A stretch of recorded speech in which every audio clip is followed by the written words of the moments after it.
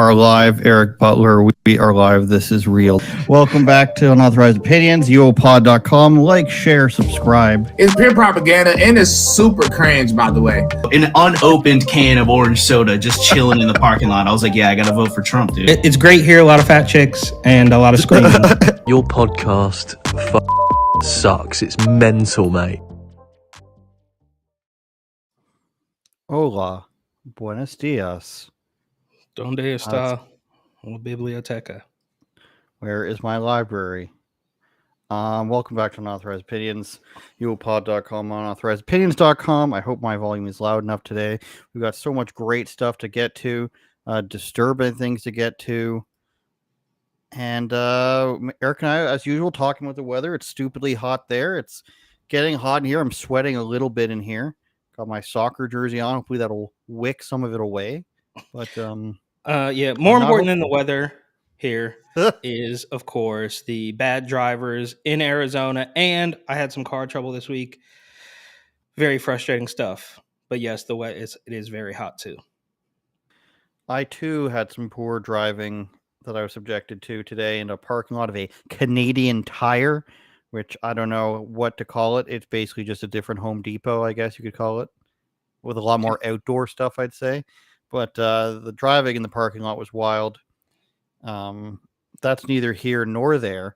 Today we've got, this Gen Z activist who debated Nuance Bro a little bit and went to the hospital. We'll get to that in a second. And we'll get to what group he's a part of.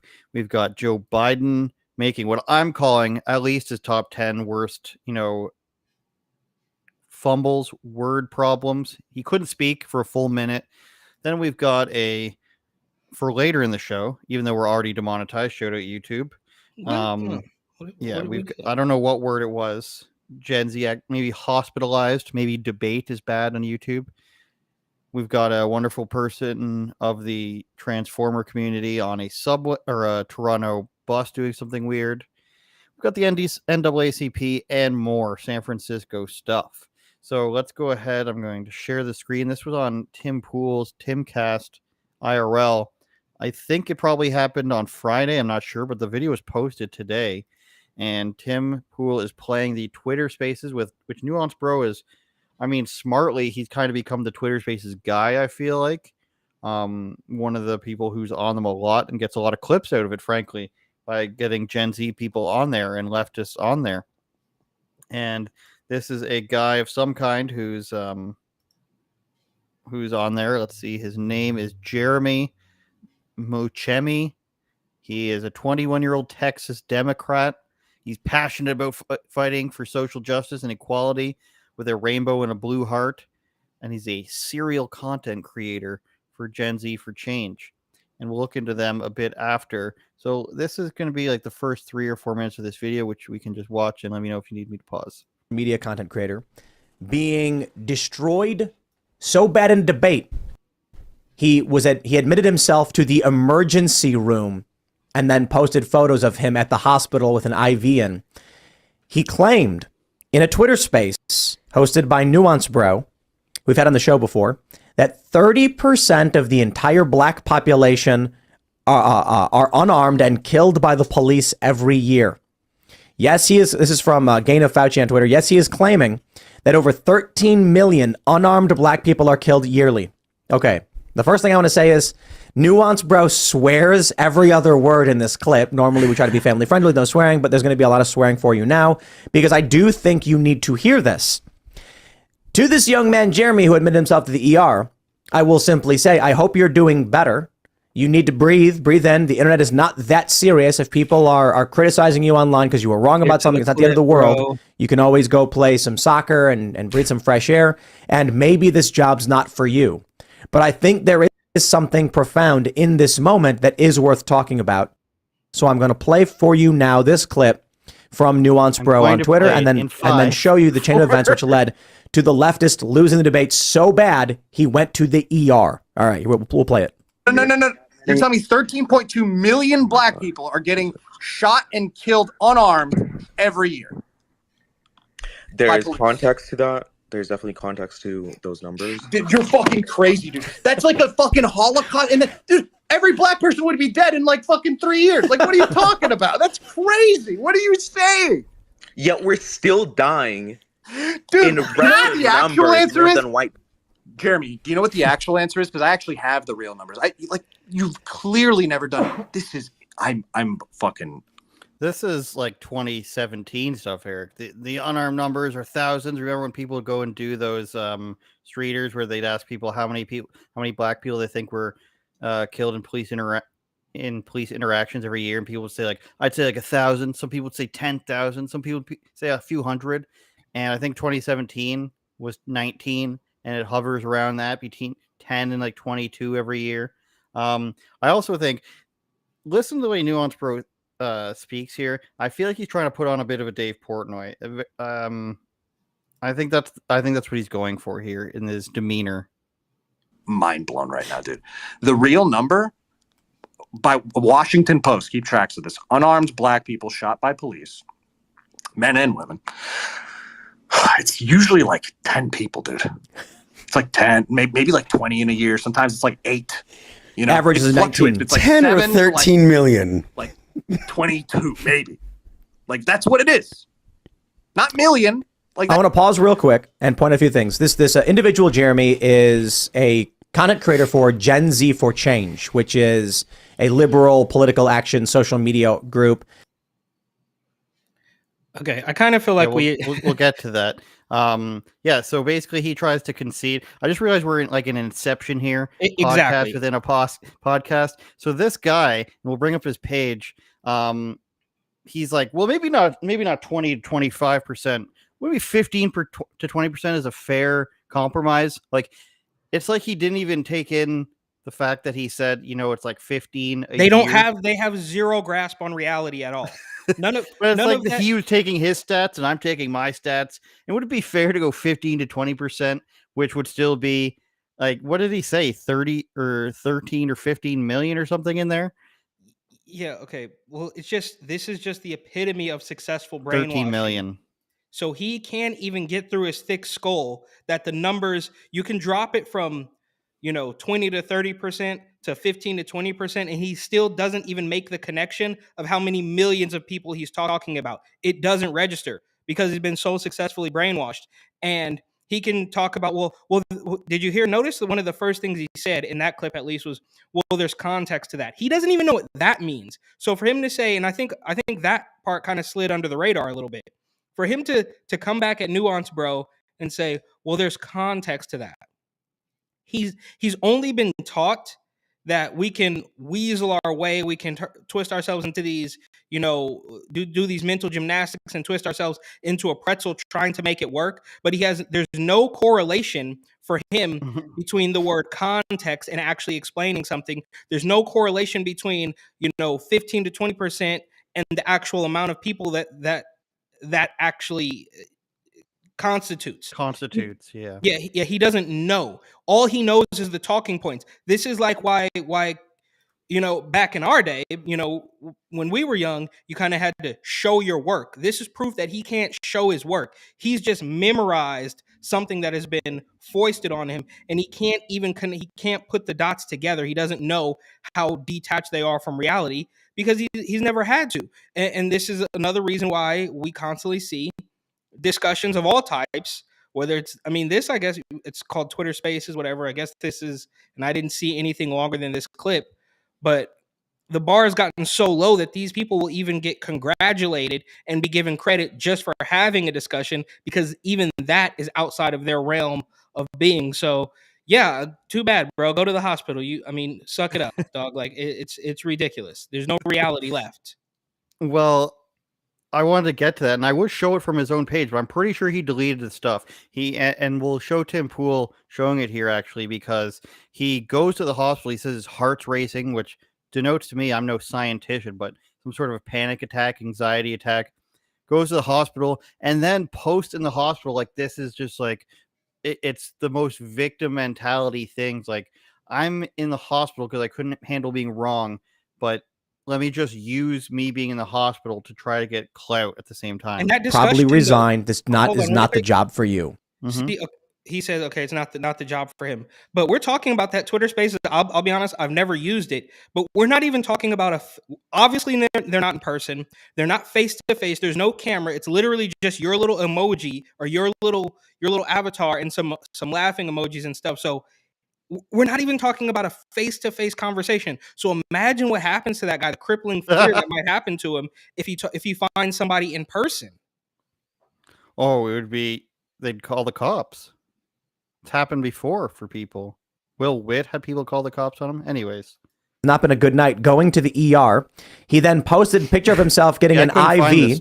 And then I couldn't find this IV picture. And like, look, he posted a picture of himself in the hospital. Like, oh, poor me. Let's have peaches on my cheeks. Like, I'm pretty sure he deleted all this. I went back pages. That's got to be a meme. 4 days worth. That's got to be a meme in no time, right? Like, this is the beginning of a meme. Like, you see the guy who's laid up in the hospital bed with the Apple headphones in his nose, and it's like, yeah, that's why I checked, Eric. I looked to see, is this actual tubing and stuff? Is this guy just a really good troll being like, oh, you got me so good that I'm in the hospital? But that looks to be legit. Rest in peace, my hospital bill. So like everything's hilarious to this guy. And everything's a chance to. What did he say to them? Clout here. My heart was racing so fast I had to come here. But like, what did he tell them? I think so. Hold on. Posted a picture of himself in the emergency room. Okay. If you have to go to the emergency room. Yeah, this is not for you. So I went on Jeremy's Twitter. As you can see, is very popular. 2014 and 400. Who am I? I don't think that's. Right? Is that it? I don't think that's his, bro. Yes, it is. Okay, all right. Just launched by Patreon. Like, this stuff has got weeks. First of all, Marjorie Taylor Greene here. Let's talk about that another time. Yeah, people respond to him. Like, I'm sure there's still responses to him on this post or something.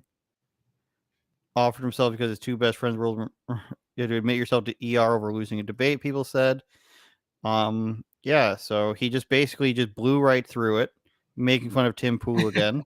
That is funny. And yeah, it looks like he deleted the stuff, almost as if this is not something worth bragging about. So couldn't find that unless it's like I'll randomly scroll here. I don't think so. And then the company he works for is called Gen Z for Change, and we can open up their actual page. They have a good following, 77,000. Gen Z for Change, of course, it's rainbow everything. Gen Z activists. I like how it's not even a alphabet, gay pride, anything organization, but that's their logo.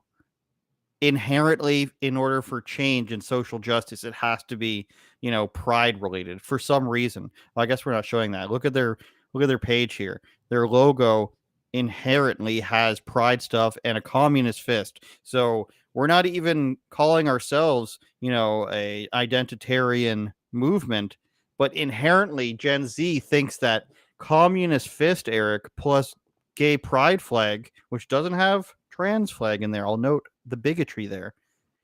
Inherently, that has to be in there for them. That's crazy to me. So yeah, I want to show this. Is that the exact same thing as like, okay, it's apples to oranges, but that's the same thing as Joe Biden saying you're not black if you don't know whether you're voting for me or Trump, right? They just foist it out there, so it's the default position, right? So Gen Z by default is commie gays. Blacks by default are Democrat slaves, basically, right? So they just there couldn't be anything else. Like, how? I mean, that's you know what I'm saying? So yeah, I mean, you're right. They're literally just making it the default position of anybody Gen Z and completely ignoring the idea that one person out of all of Gen Z might have a different opinion.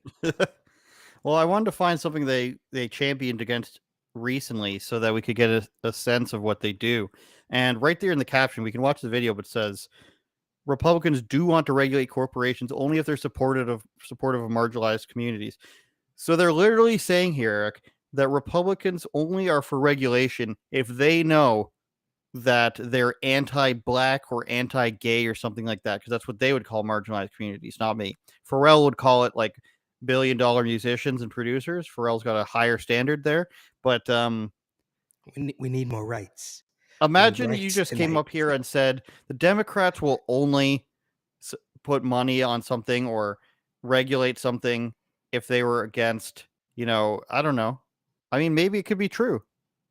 But the fact that the only reason they can comprehend a regulation against something is because they're supportive of marginalized communities. And they're talking about Disney, Eric. They're talking about this gigantic corporation that spans the globe, makes movies, who just won a huge settlement. Like their union just won a huge bargaining deal to get raises upon raises. And they wanted autonomous control of their own regions, which they've had for 50 years or whatever. And they act like we need to defend Disney. And why do they need to defend Disney, Eric? Maybe I'm contradicting my own point here, because they are pushing the things that they agree with. Now, I don't see them as regulating Disney because they're pushing weird things. I think some of the things that Disney has done, DeSantis has come back on them for that. But in terms of them not having to adhere to the state government is absolutely insane. Something no other company usually gets. They have their own highways. They basically have their own city council, and they're upset that they have to have, like an appointed body of people as opposed to being completely autonomous. And now the big thing, Eric, is that DeSantis, and these are coming from the always Trumper peoples. And by always Trumper, I mean, no matter what he does, there's an excuse for it. It's 8D chess. And we like Trump perfectly fine, but you have to call a spade when somebody's wrong, they're wrong. So the new thing is to disavow DeSantis or shit on DeSantis when he says, we're not approving this giant campus. They had like $1 billion campus that they wanted to build, all administrative jobs, as far as I know. So you're going to have these huge campuses of Disney full of bureaucratic jobs. And yes, it's jobs, but it's all going to be, if you heard a Facebook campus, what would you think? That's the people demonetizing things and censoring things. Fact checkers and that type. A Disney administrative campus. This isn't people like making children happy. This is people in corporations who these people are supposed to hate. The leftists are supposed to hate these giant corporations, these people with inflated salaries doing absolutely nothing. And then the always Trumpers come in and they say, we hate Disney. They're indoctrinating children. They're doing all this bad stuff. But you don't want to have one of their giant campuses. I'm turning into a New Yorker. You don't want to have one of their giant campuses in your country, or your state. So you're supposed to hate them, but at the same time, you're supposed to want them to have a giant, factory or mill pushing out their propaganda in your state. You're supposed to want that. Yeah, well, it's this on-factory situation from New York. Well, it's the same thing, right? It's the same thing. How many times have we been told that, white men or old white men are the problem, but they champion Joe Biden, right? So an old white man like DeSantis or Donald Trump, that's obviously the problem. But an old white man like Joe Biden or Gavin Newsom, that's not part of the problem at all. Because as we know, every single one of their weird little agendas and talking points and narratives will undoubtedly be in direct conflict with another one of their positions. And I'll be honest with you, I didn't grow up on Disney. I don't know anything about Disney. I realize they're a huge corporation, Hulu, NBA, or ESPN, whatever. But it just doesn't really move the needle for me, mostly because I never paid attention to them. So I'm really not going to start paying attention to them now. And outside of that, look, I don't know. I wouldn't call myself an always Trumper. Like, I think if we're in this sad reality of the lesser of two or three evils, he's the choice, right? Obviously, there's a bunch of things, a handful of things that he has done wrong, mostly pharmaceutical sales. But I think this Disney thing with DeSantis, I think it is, I think it's a distraction, for lack of a better term. I know that's overused as well, but it's him doing his political game and rallying up his base and throwing some red meat to his people, his supporters, because, and I'm sure Donald Trump will be the first one to let you know this, and I remember because I took this Rona thing as hard as anybody, but Ron DeSantis is trying to sort of rewrite history and pretend like Florida was always this bastion of freedom, which it just was not, right? Like, if I recall correctly, go ahead and fact check me on this, There was one governor who didn't do any of it. And Ron DeSantis likes to pretend that it was always free. It wasn't. I was there, right? I was there. I played the game in the great state of Florida, where you have to put on a mask to walk through a horse door to go to an outdoor restaurant, right? So it wasn't Ron DeSantis. Nobody's perfect, okay? We all know that. That's not rocket science. But for me, this is just a gut feeling. I cannot prove this. It's just something that I saw from the very beginning. He's easily, as far as I'm concerned, the right-wing equivalent of Gavin Newsom. So he's not nearly as crazy, but he's just kind of slippery and slimy and an establishment hack shill that is not going to go to bat. You know, he's been in politics for too long. I don't even know what he was before he was governor. And again, he is a good governor, especially when you compare to a lot of these other people. But I don't think, I mean, Donald Trump can do this, like, and he wasn't even that great at firing as many people as he should have, most notably Fauci. He didn't pardon the people that most people would have liked to see him pardon. But Ron DeSantis, when push comes to shove, is not going to break the mold of an establishment politician, in my humble opinion. Yeah, and I think when it comes to the presidency race here, I can't say that I agree with DeSantis. He's supposed to announce on Tuesday. Tim Scott announced he was running on Friday. Chris Christie's supposed to declare. But I think that whether DeSantis likes or hates Trump, I think it's better for the country for him to see if Trump wins or loses and run in 2028 anyways. Like, people of Florida need you, and if you're just going to leave them immediately in some, like, the meter between Trump supporters and DeSantis supporters is way closer than like whoever's the third person. You know what I mean? Like Mike Pence or Chris Christie or Nikki Haley. So like I think Vivek they should just Ramaswamy. Vivek's pretty close to them. I'd say I'd also say, but I don't think he has any chance of coming. Larry Elder. He has proven that he can lose already, didn't he? Well, in California, and let's just, like, I don't want to make it seem like I'm just smearing DeSantis, but I don't think he is quite the. Of course, the media, they're pretending like he's not God.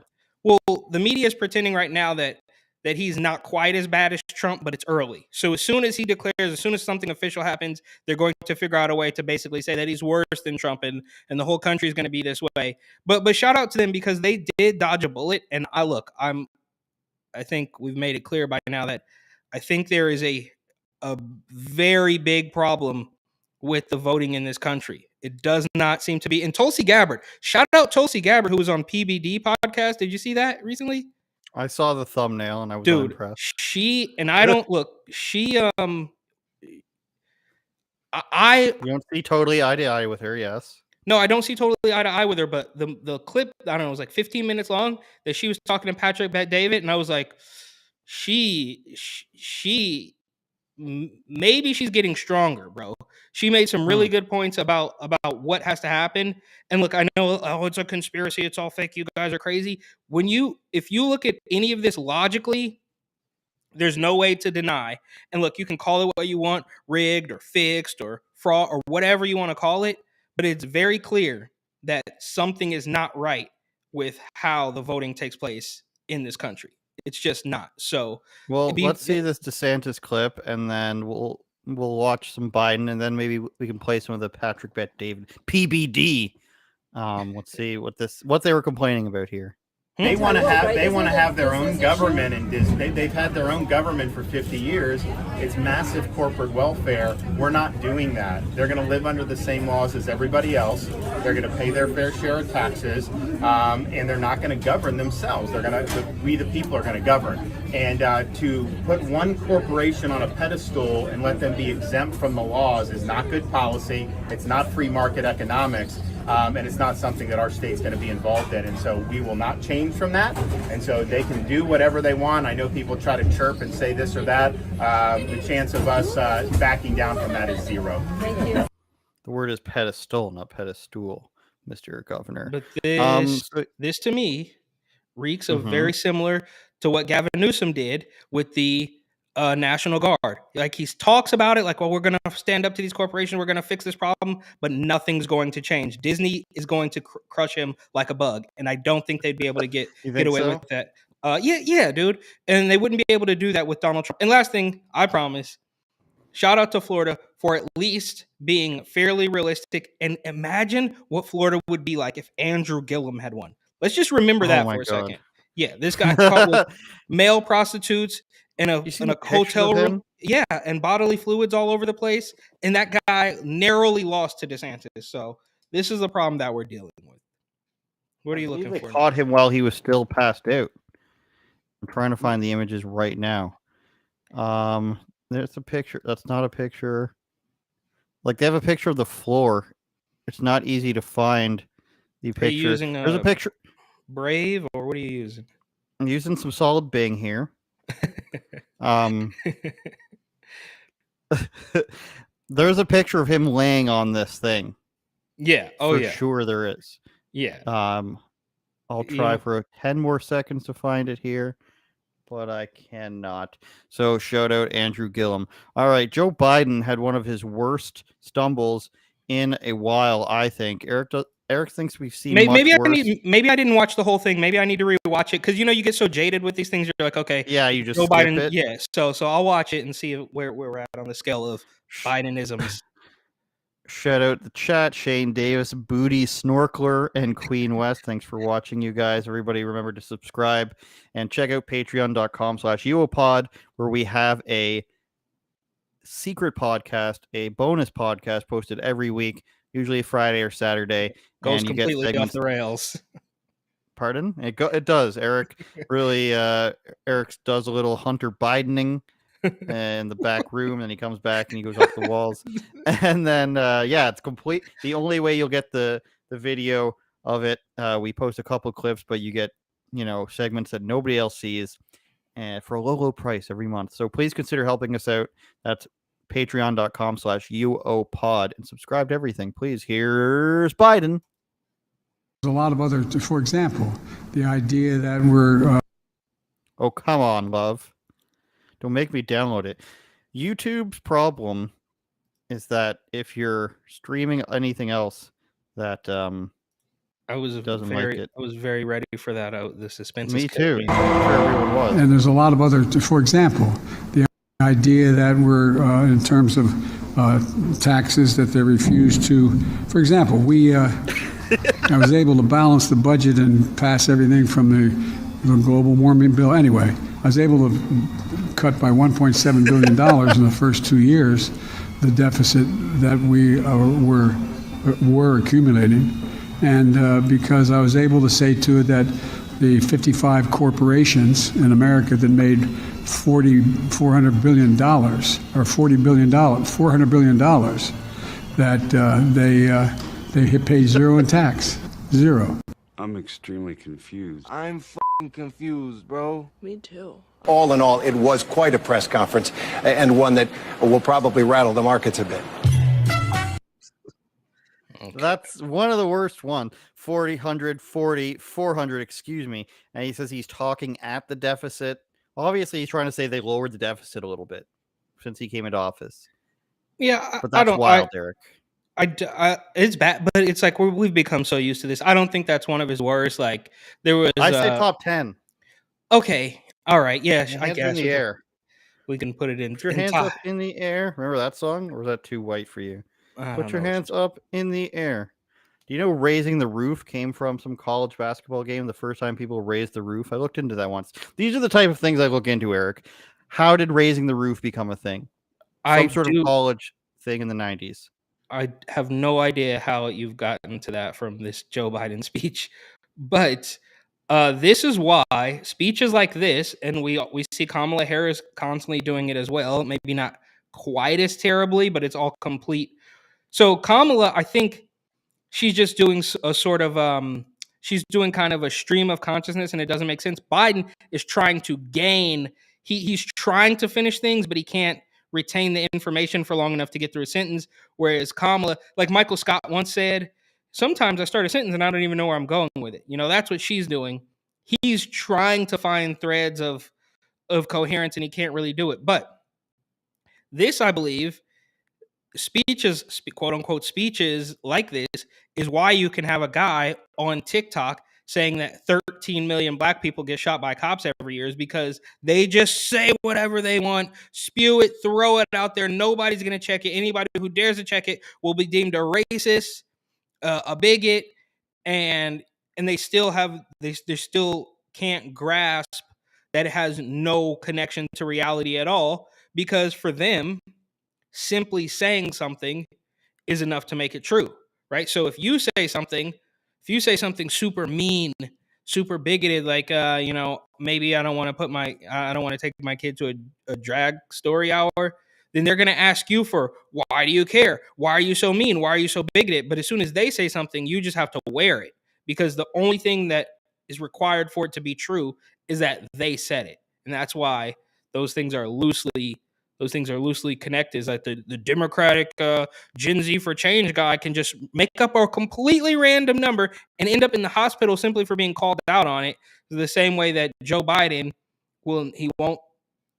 Right. It's always news. It's news when Joe Biden takes questions from a reporter, right? That's not on his note card, or that or he'll say something like, "Oh, I know I'm not supposed to do that." You know, when he goes like a tiny bit off script, and that's why is because they just say stuff, and as long as it doesn't get like the city bike lady out in New York, right? They can take their cell phone video, call this lady a racist, say she's trying to harm these guys because the big mean New York City Police Department officers are going to show up and pop a cap in these young kids. It's all completely fake, and it won't get questioned. And when it does get questioned, it just goes away, right? So that woman who may or may not have lost her job, got suspended, whatever it was, based on a completely fake narrative. And when the narrative gets questioned, like I sent you some of those posts, you can read in the comments, they changed the goalpost. Well, it wasn't even about who bought the bike, it was about her screaming for help. Like, that's racist. It doesn't make any sense. Joe Biden's brain is like a car is in a high-speed chase and they're going down like a one-lane road or a one-way street or a one-lane highway in a tunnel, and they're just desperately looking for exits. I got to get off this highway. The helicopters are flying above me. The spotlight's on me. And every time you think there's going to be an exit, there's just nowhere to go. So Joe Biden's just talking, and he's just like 400 billion and 400 billion. I mean, and the deficit, and it's like maybe my mind's going to lead this way, and maybe there'll be a number that pops in over here. No matter where his brain goes, it ends up being trapped, and the brain itself Bumper is bowling. hoping that something. Yeah, it's hoping that something's going to pop into its mind and help him out. And unless they can be on stage pumping him with nootropics and uppers and stuff, then it's out the window. Like, I imagine during the debates, allegedly, that he must have had an IV directly up his pant leg or something like that. So who's worse? Is that worse than Fetterman? I mean, did you see Fetterman has an clip actual from the week? medical. Yeah, Fetterman has an actual medical condition for the reason why he should not be there. Joe Biden he's old, and I guess that's a medical reason too, if it's Alzheimer's or whatever it might be. But Fetterman, we knew he had, like, I guess it might be the same, Eric. It seems meaner to do to Fetterman because Biden, he had to have been at some point coherent enough to agree to this. Whereas Fetterman is just like, we need, I keep talking about it and I don't know the difference. So, and I guess the worst part is that no matter either way, right, we're constantly told, white people are the problem, white people are racist, but not these ones. These ones are good. And it's like, we're supposed to sit there and just believe it. Like, why would you even, like, you say there's a bunch of headlines about the Fetterman stuff, like Fetterman's question leaves Republicans speechless, so they frame it so it seems like it's all absolutely ridiculous. It does leave you speechless, though. John Fetterman's wife is mean. Joe Biden is mean. Both of their teams are mean. Hillary Clinton. Everybody who voted for Fetterman whilst knowing what condition he was in is mean, in a sense, because you're purposely putting this guy in because you hate Republicans or because you don't care. So there's a lot of, it's like when you watch Intervention or 600-Pound Life and you're just like, somebody's delivering you 16 cheeseburgers and 2 liters of pop every day, or soda. But the soda. And the person's not getting it themselves. Like, this person can't get up out of their bed. Joe Biden can't, and Fetterman can't get up out of bed without help. And you're saying, no, let's keep putting you into office. And John Fetterman shows up in a hoodie, and they're like, no, you're the cool guy in the hoodie. That's why people like you, and not the, person who has a medical condition who just looks like they can't dress themselves because it'd be too difficult to tell them to get into a suit. That's what it looks like. And this is why, this is why I think the clip, and maybe we'll have to do it at a later date because I'll need to sift through and get some timestamps or something. But this is why what Tulsi Gabbard, who I do not trust fully, obviously. Well, I brought this up. If you can tell me which. She was talking about the FBI. I mean, it's a long clip. It's like 15 or 20 minutes, but it's that top one. The FBI weaponized by Hillary Clinton, right? Oh, it's only 11 minutes. Still kind of long for this, but basically she says in pretty blatantly that, and this is a question that we constantly discuss with, all the time, is like, who's actually in charge? Because clearly it's not Joe Biden. And she kind of, some people would say the Council on Foreign Affairs, some people would say George Soros, some people would say the DOJ itself. I don't know. But she is kind of pinning it on Hillary Clinton and Barack Obama is basically still being in charge, which for most people is a crazy conspiracy, but is it really that far-fetched? That's why I think I'm torn between Afro Man and Kanye. We'll see. Let's see. Let's watch a couple minutes. Report comes out. Yes. Okay. Mainstream media, nobody even talks about it. Everybody else is like, wait a minute, did you guys just see what happened here? Okay, this is a real thing. What was in the Durham report that people need to pay more attention to? What I did see, first of all, from talking heads on MSNBC, and I believe even CNN, was they did talk about it, actually, maybe not much, but what they did say about it was a complete dismissal, that it was nothing of value, that it should not be paid attention to, that it was just more lies and more bias, et cetera, completely dismissing it and not actually addressing the substance of it. The one person who I would say was pretty fair in his analysis was Jake Tapper on CNN. When he talked about it, he had a fair interview on what was in the report, what wasn't in the report, and his own statement was that this was essentially an exoneration of Donald Trump. Fox News covered it, obviously. And I think overall, the major takeaway for people who don't have time to read the report or didn't catch it in the news is that it absolutely exposed the FBI. The FBI is being weaponized essentially by the Hillary Clinton camp. Barack Obama and his team were aware of it, to go after and investigate and try to undermine Donald Trump's candidacy and presidency. I want to read this from Washington Examiner. May Eric, would I be safe to assume you think that nothing will still happen, though, to this group of people? The spying is proven.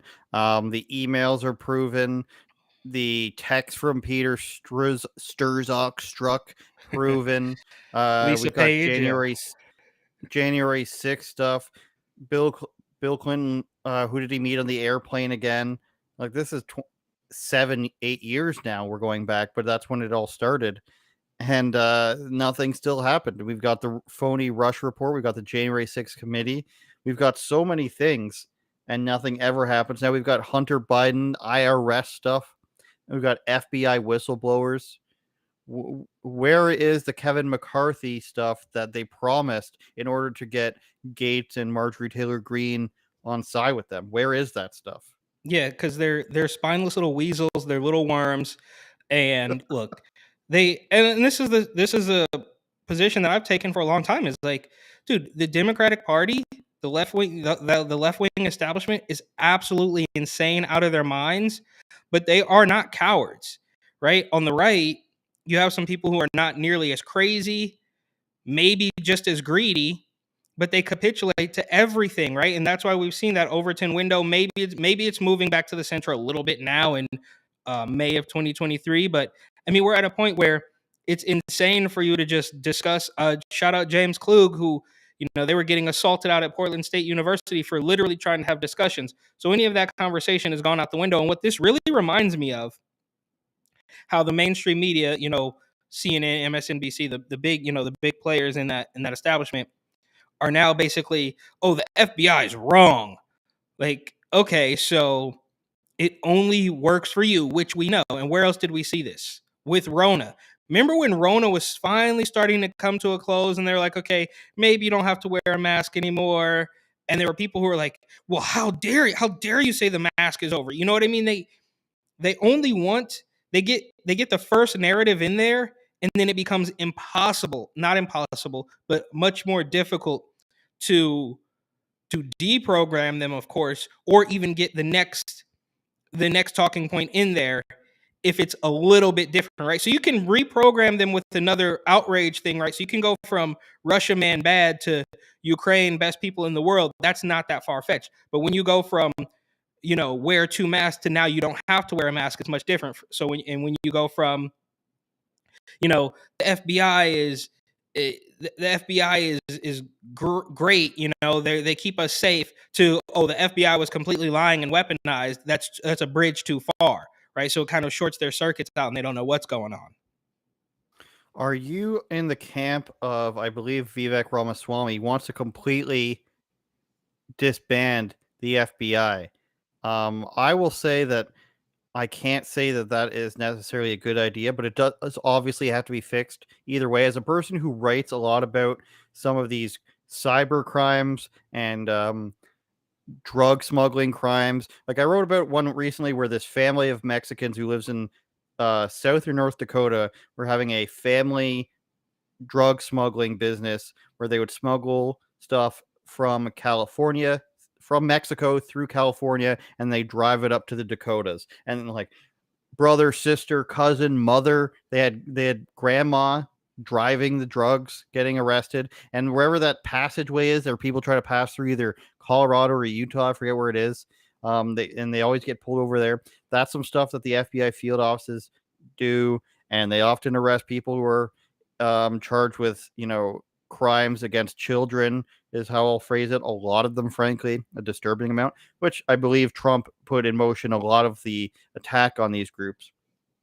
And, you see some field offices, when I read about it, like the FBI field offices in New York, they're more focused on like money laundering from Russian oligarchs and stuff. Like obviously they have their own bones to pick, but I think you can't disband the FBI in totality. I think these people at the top need to go, and I think you need to start implementing some sort of ethics or program or some sort of course material where it's like, let's reaffirm why we're here. And it's not the original thing to, in the, whenever it was in the 50s or 60s, to stamp out communism and have the blacklist and everything, but it's to, be the people to investigate the crimes that are of the stature where they become a national problem, where they become such a large problem. A bunch of children were kidnapped, giant drug smuggling ring, insane gang activity. Like reaffirm, like that's what it's about, and not to get involved with personal requests from government officials. What do you think on this ban front? Well, okay, first of all, I want to just answer the first question that you asked me that I may have ignored, is that, yes, of course, nothing will happen, right? So we can watch, Donald Trump farts and he's indicted, but Hillary Clinton basically committed sedition or whatever. I don't know. Don't quote me on that. Allegedly, I don't know, right?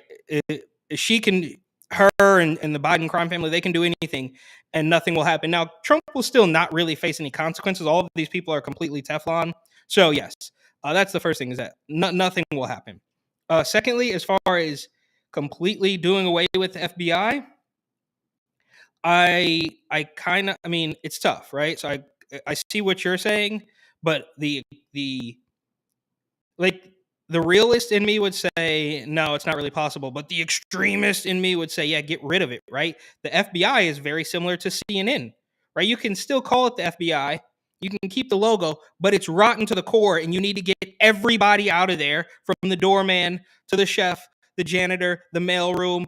I mean, the key grip, the filer, the accountant. Everybody has to go. You got to start fresh, and it's a really tough task. I don't know.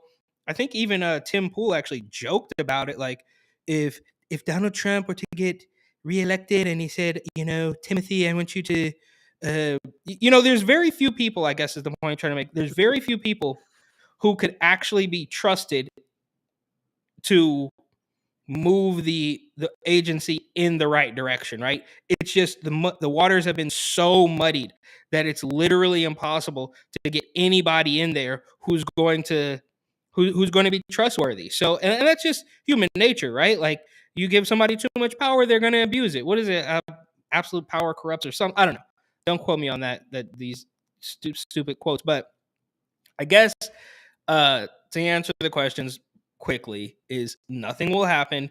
And yeah, in a perfect world, I would love to say get rid of it completely. I don't know too much about Vivek Ramaswamy's actual position on it, but yeah, they need to be done away with, because as we know, and we knew this before the Durham report, we could see this for years already, right? Remember the Mueller report, the Steele dossier, all this stuff was completely fake. And they have zero credibility, just like CNN. So they need to, I think, rather than destroying them, they will self-destruct on their own, and it's probably going to take a little bit of time, but we should ignore them, right? Like, we should literally just ignore them. Nothing they say can be trusted, and just figure out a way to stay out of jail, because they will come after. I mean, look at January 6th, right? They will come after. I bring this story up all the time. In New York, it wasn't the FBI, but it's very clear that their goal, their mission, sent from Hillary, sent from Obama, sent from wherever it is to destroy their political opponents. They are no longer I don't know how many people work in the agency. I don't know, but I would venture to say a small sliver of them are actually stand-up people. Sliver of them stand-up comedians as well. UOPod.com. Please subscribe on all platforms if you can. Twitter, Instagram, and YouTube here. Even Getter, the folks at Getter. I don't know what's going on at Getter Twitch? these days. Did you say Twitch? You don't hear much out of Getter. Twitch, of course. You don't hear much out of Getter these days. I wonder what's going on over there. And if you're an audio listener on Spotify, Apple, Google, iHeartRadio, or Amazon Podcast, we thank you. Please leave us a review on there. Share it on your Instagram story. Share it wherever you can. Tag us. And we're growing. The YouTube channel's growing. I like it. I try to respond to as many comments as I can on there, especially the ones that are anti-Eric. Latest anti-Eric sentiments are still about the clown guy.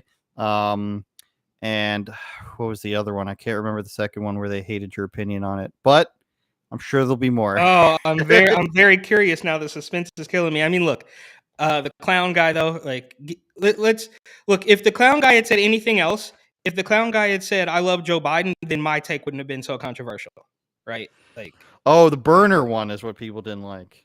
Oh, what did I say about burner? I forgot. I don't even remember. You said that all rap labels are fronts for laundering. Oh yeah, 100%. Not 100. 99%. 99. Sorry. This is why you guys need to subscribe and watch the Patreon podcast, because you can just disagree with Eric more and more each week. I'm staring at this disgusting thing on the side of my screen here. That's just a taste. I actually pressed that accidentally. But shout out the pleb. I don't know if he's actually a reporter. He's more of a guy who goes out and yells at politicians. But this is on the bus in Toronto, and people are just watching by and standing by as this transgendered person on a Toronto transit bus is just shaving their pubes.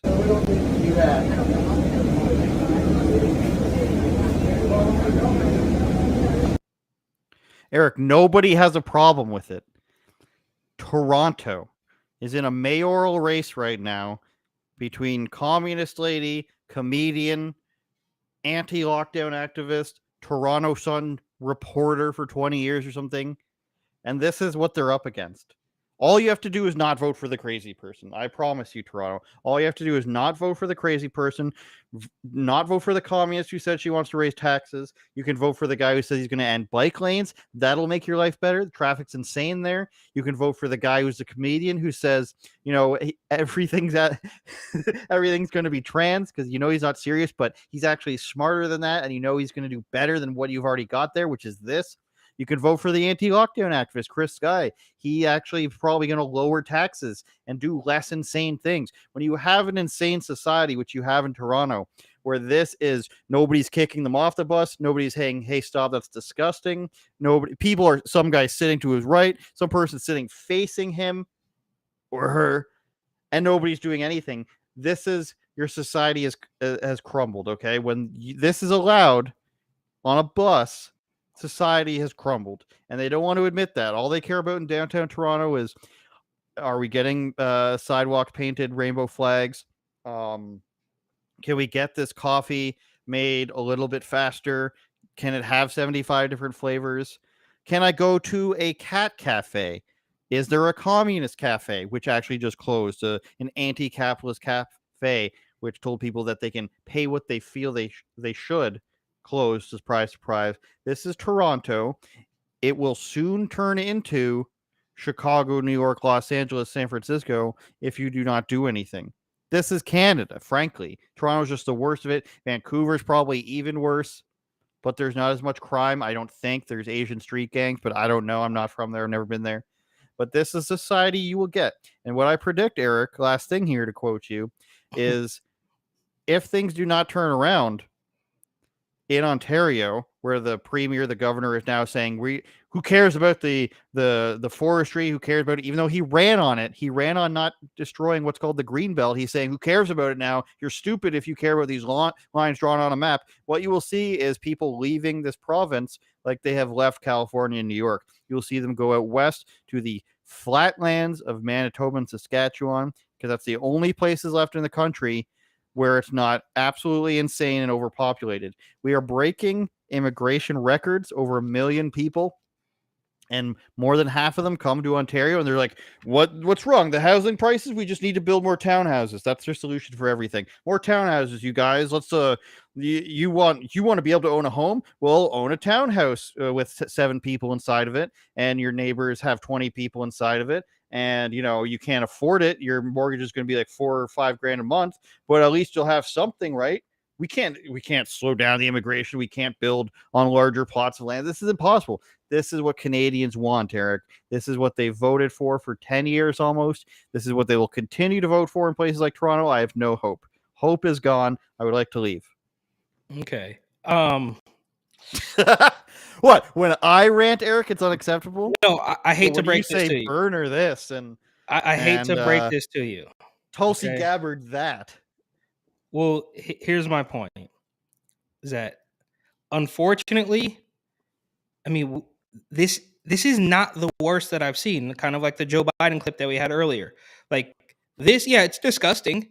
I wouldn't want to see that on a bus, on a train, or anything. But like, you got to understand, bro. You've seen people literally relieving themselves on trains, on the subway platform, with people walking around. So this, I mean, we already made it, bro. That's what I'm saying. I hate to break it to you. Like, it already happened. Like, this is the bottom of the slope, right? Like, shaving your pubes, bro, that's vanilla. That's 2017. That's 2018. It's a joke, bro. You have people, I mean, I was actually looking through some pictures on my old iPhone. And guys shaving their pubes? No, of people, of human feces. Dude, the point is, while yes, very disgusting, and a picture of the decay happening across the Western world, it's not the worst I've seen. And we already reached the peak, right? So you say, oh, well, if we don't get this ship turned around, it's gonna hit the iceberg. It's too late. It already hit, right? We're just circling the drain right now. I realize it's a very like black pill type of thing, but there's the powers that be have basically had their way. And we should have known this. We should have known this was true when they forced you to show paperwork to get into a restaurant, when they forced you to wear a mask to buy groceries, right? It wasn't that long ago. So we've already hit the iceberg, and people probably won't like that either. I don't know how we claw our way out of it. I'm not going to sit here and say, okay, well, let's just give up and let the zombies, sometimes you think like if you're in a zombie apocalypse, you're like, well, wouldn't it be easier to just let the zombie eat me and then I don't have to worry about it? I don't have to be scared anymore. But so I don't know how we continue to fight back. I'm not suggesting we sit down or we lay down and let them run roughshod over us, but this is not as shocking to me as it is to you for whatever reason. And I want to make one other comparison. about all the other problems that you guys have and that we have too. It's very similar to what we saw in San Francisco just a couple of days ago. They have crowned a drag laureate. Nobody even knows what that means. Apparently, this person is going to get paid a lot of money to be San Francisco's drag laureate, while they can't stop the fentanyl from poisoning people in the Tenderloin. They can't stop the smash and grab robberies. They can't stop the car break-ins, which I guess is slightly different from a smash and grab. They can't stop the businesses like Walgreens and Nordstrom and Saks Fifth Avenue from fleeing, but they do have a man dressed up like a woman who's going to get paid more than $100,000 a year just because. So we already reached the pinnacle, bro. It's like at this point we can only hope, in my humble opinion, that we sort of this is going to be dark. We need to accelerate the whole thing and bounce back the other way. Accelerationist, wow. I mean, what? Are we just slow crawl there? It's like a Band-Aid, bro. Rip it off. Let's do it. Let's go back the other way. Let's hit the wall hard and go back the other way. Weird tiptoeing that we're doing to where, we're letting Joe Biden drive the country and arguably the Western world into the ground.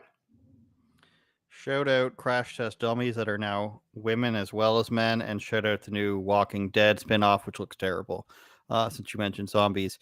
San Francisco Bay Area, we'll finish on this because I'm sweating my ass off. We made a mistake. San Francisco restaurant apologizes after hosting an anti-trans event, whatever that means. Let's watch the local news.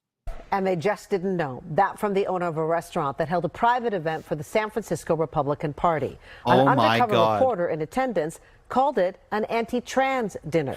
NBC Bears Gia Van and has you more. Printed it in the headline. The entrance to American Bites in North Beach is tucked away from the street. It's the place where a Chronicle opinion reporter infiltrated an event last week put on by the local GOP group, calling it a secretive anti-trans dinner, listing many instances of transphobic content they endured. The restaurant has been fielding mostly angry callers since the article published Thursday and posted an apology shortly after. Okay, before we continue, you infiltrated the restaurant. There was anti-trans things said. It's 2023. You have a phone. Is there photo, video, or audio evidence? What are they going to... Is there, Eric, or do you know already if it's coming? I actually watched another report on this, and I did not see any. And I feel like if there were, even the other news station would have showed us the evidence.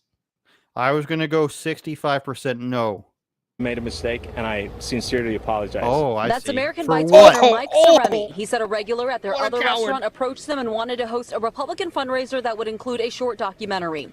He says when the group of about 100 arrived with parents and children too, he didn't know it would spiral into what it did. As the night went on, there were some speakers, and I think they had some kind of a, fringe point of view. I wish we had known this was the subject. We would have never agreed, to have that. You can't talk about event that in our here. place. Are you saying that you support trans rights? Absolutely, absolutely. I mean, I'm from the city. We love trans, gay, LGBT community, straight, everyone. It's just,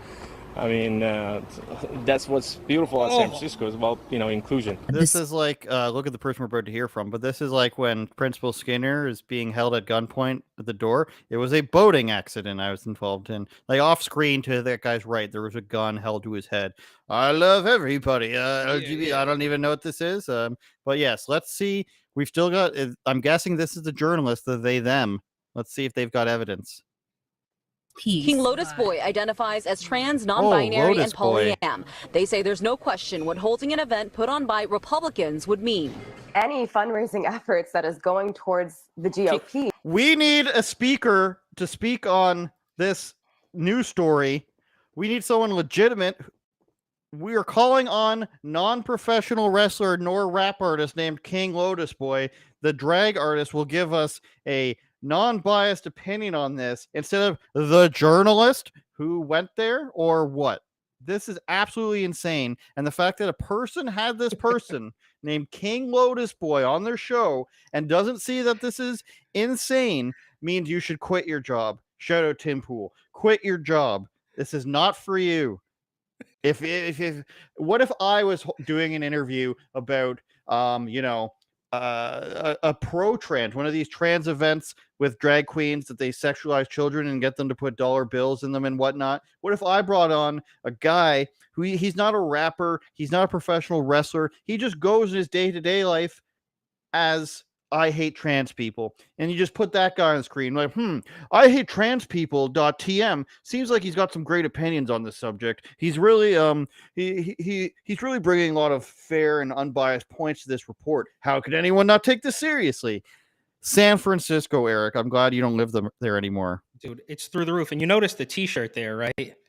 Drug users deserve what to live, I believe, is the quote. Let's finish the last couple seconds and see what Zimzer has to say. Is fundraising hatred and is fundraising violence towards queer and trans people, full stop. Considering that with what the evidence? Majority, almost probably all of the bills that have been anti-trans, targeting trans youth and drag artists have been Republican-led. Right now, Yelp has temporarily blocked reviews for American Bites as it monitors the fallout, but the path forward is clear for the owners. We're going to change our policy as far as booking events. We're going to be more diligent in, just knowing who we work with. We're going to start having a ideological litmus test for who gets to book our restaurant with no evidence that these people said anything. All he said is fringe views. He couldn't even describe one. The report didn't describe one. What's this girl's name?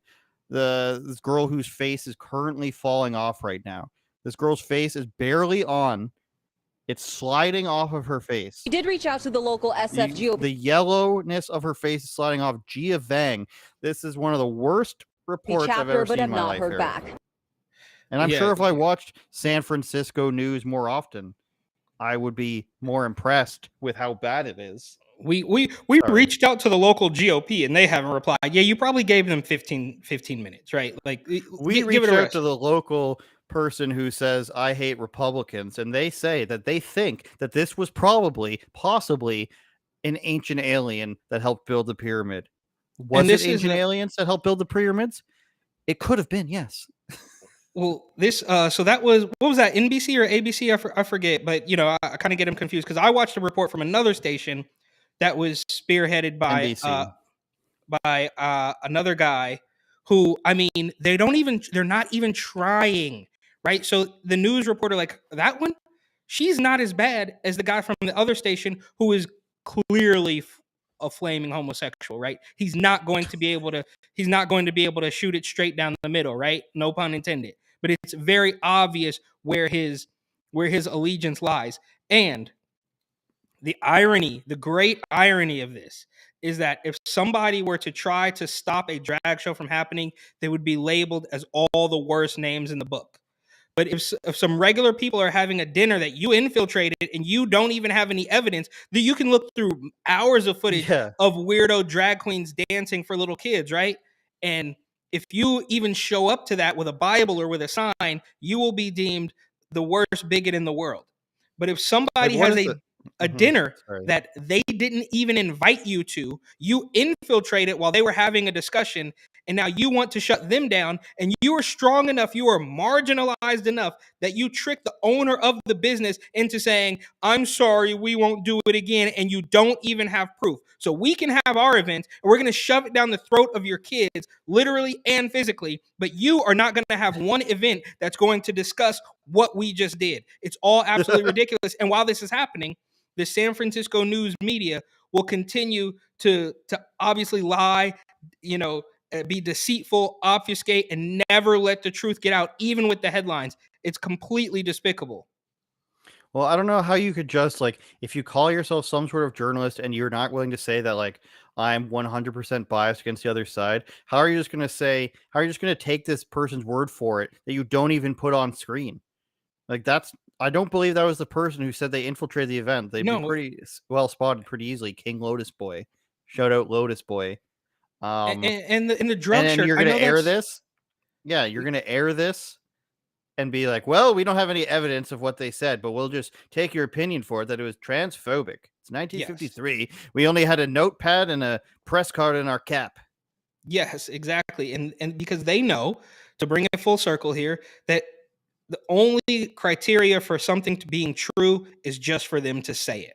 just like with the city bike lady. All we had to do is say she's a racist, and now it's absolutely true. And I know that this is kind of petty, and maybe some people won't like it, but I don't care what they think. Is that for this person to go on television wearing a shirt that says drug users deserve to live? Don't you think that's a little telling, right? Like we're getting behind people so great, so we don't care about the regular residents. We don't care about their quality of life, but the needles and the poop and the tents on the street, those should stay. And that's the activist point of view.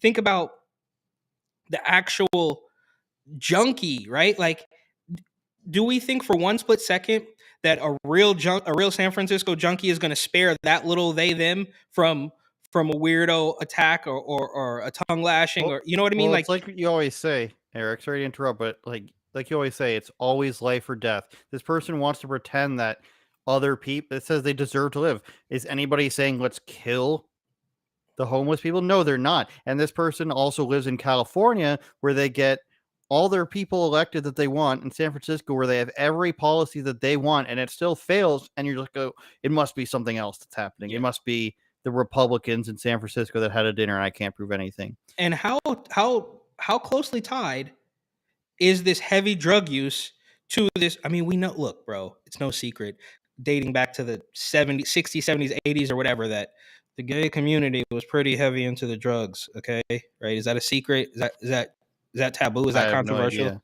they are, right? You could look and they are, okay? And it's only the next level up, right? Because that's how delusional you have to be to even believe that stuff. So obviously, I'm not sitting here and saying that every transgender person is a dope fiend, but it helps.